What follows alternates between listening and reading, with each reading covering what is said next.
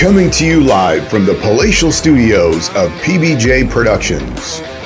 Welcome to Patrick and BJ Talk Real Estate, where we talk about life, the universe, and everything as it relates to real estate.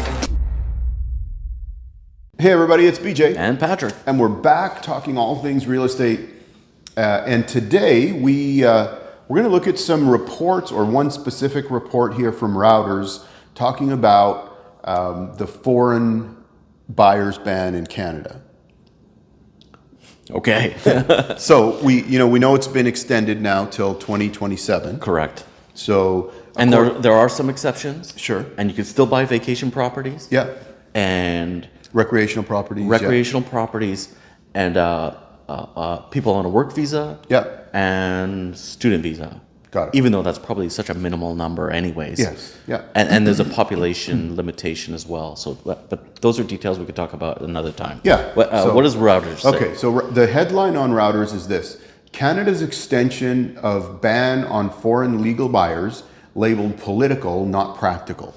Oh, interesting. Yeah. Let me read some of the points here.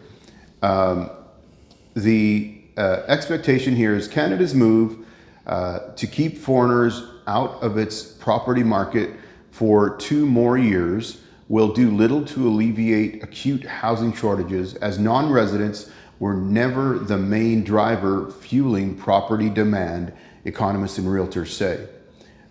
It has been labeled by some as a political stunt to quell opposition pressure and show that the government is taking action on the property market. Housing affordability is emerging as a hot button issue ahead of next year's election, and the Prime Minister, his main opponent, the Conservative Party leader, has blamed the Liberal government for the crisis. The federal government has responded with a series of measures to boost supplies over the past year, but those actions won't provide immediate relief. That is so interesting. Political over practical, and the issue is housing affordability.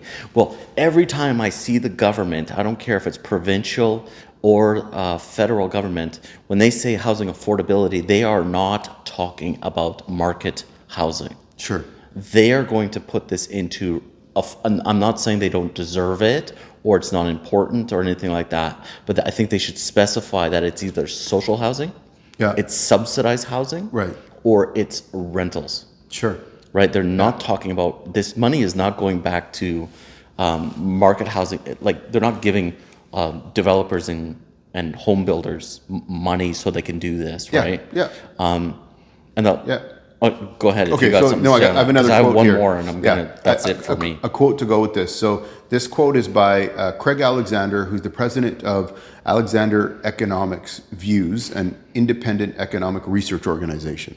So the quote is, "The politics is more important than the impact on the economics." So they're basically, what we're reading here is they're saying that this is for show. Not for, more for show than for actually having an issue, dealing with the issue. Because watch this now. To fix the housing shortage, Canada needs to build 315,000 new residences every year between now and 2030. Sure. That's just to keep up with the rising population, and that's according to the chief economist at RBC. But we'll ban them from buying. So this is not market housing again. We have to build the rentals for this. But the record point is, immigration. These numbers are not being affected by. It's not the foreign buyers. You're still going to need these 315,000 homes every year to just catch up. Right. If they're talking about market of, are they talking about two different topics at the same time? Yeah. I don't know what the answer is, because. Right. Because a lot of times when you hear the government, they will say something, and the words that they use don't have the meanings that they mean. Yeah. So Robert Hogue, assistant chief economist at RBC, says this, talking about the numbers that need to be increased, okay, for the 315,000. Yeah. He says this: that's more than a third above the pace of housing completions in the past few years. The foreign buyers extension will be little more than a drop in the bucket. Okay. I'm going to translate this. Practical. What is it? What do they say? Practical, or it's political over practical. Yes. So it's virtue signaling. Yeah. They're not going to solve it Sure. by, this foreign buyer ban or speculation tax or any one of those things, right? Yeah. Well, so let me add something It's to just that. virtue signaling. Yeah, for sure. Just But vote let me- for me. I can fix it, Right. right? So let's throw this in there.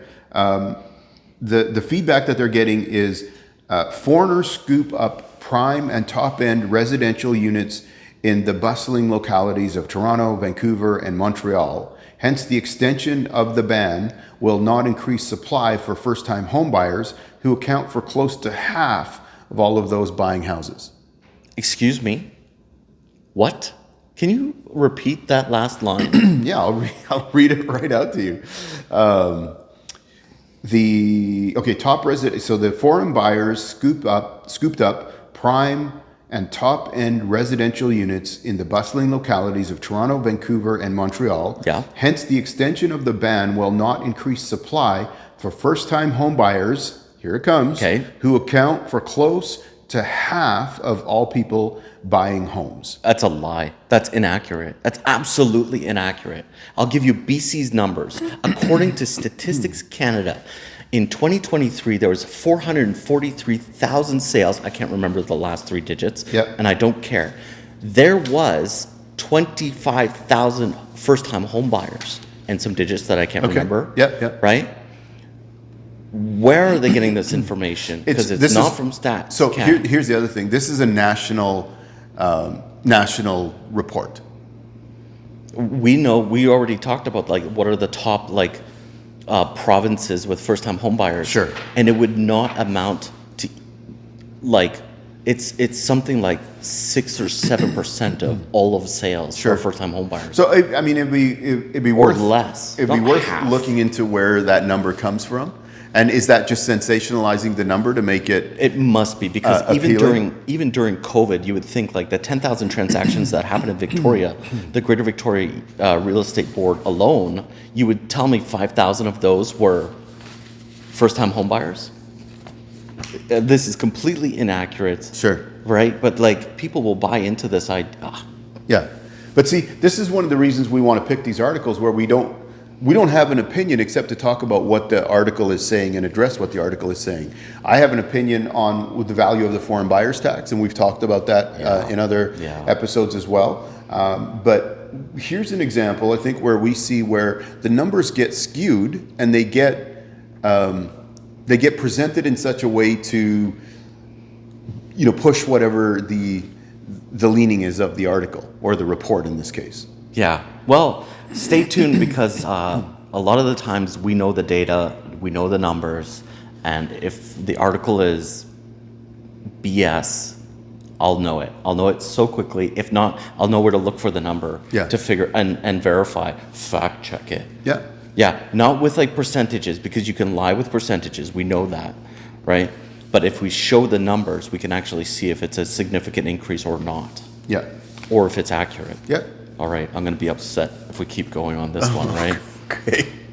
Okay. If you have another opinion, you think I'm way off base, hey, tell us in the comments below. Yeah. But keep it respectful, and if you have data, information, or links, I really would prefer that. If you want to go off on a tinfoil hat conspiracy, that's cool. I'm not going to have enough data to support it, or it's such a long timeline that there's not much. There won't be much to say. Yeah. Right. So I got it. Keep it respectful. Yeah. Keep it real. How's that? Yeah. Well, thank you for joining us today. If you haven't, please take a minute, subscribe to the channel. We are putting out regular content every week, and you want to make sure that you don't miss anything. And we're going to, we do some episodes like this where we are looking at what are the headlines saying and addressing them. And this is a great example of where we say, okay, wait a minute. Just because you print it, that's a little skewed, the information that 50% of buyers are new home buyers. But those are kind of things we want to talk about. You want to make sure that you don't miss that. We're soon enough going to be out in the neighborhood as well as we're heading for as the weather gets better and weather gets better and things like that. So that'll be fun. So make sure you subscribe so you don't miss anything, and we'll see you next time. So wait a minute. If you're thinking about selling, we're on Vancouver Island. We're located in Victoria, BC. If you're thinking about selling your property or looking at buying property in and around the Greater Victoria area and Southern Vancouver Island, we sometimes go a little further than that. Yeah. We can help you with that, or if you just need a second opinion, feel free to reach out to us. We'd be happy to help you and go from there. All right. Okay. Thank you for joining us in this video. We'll see you in the next one. See ya.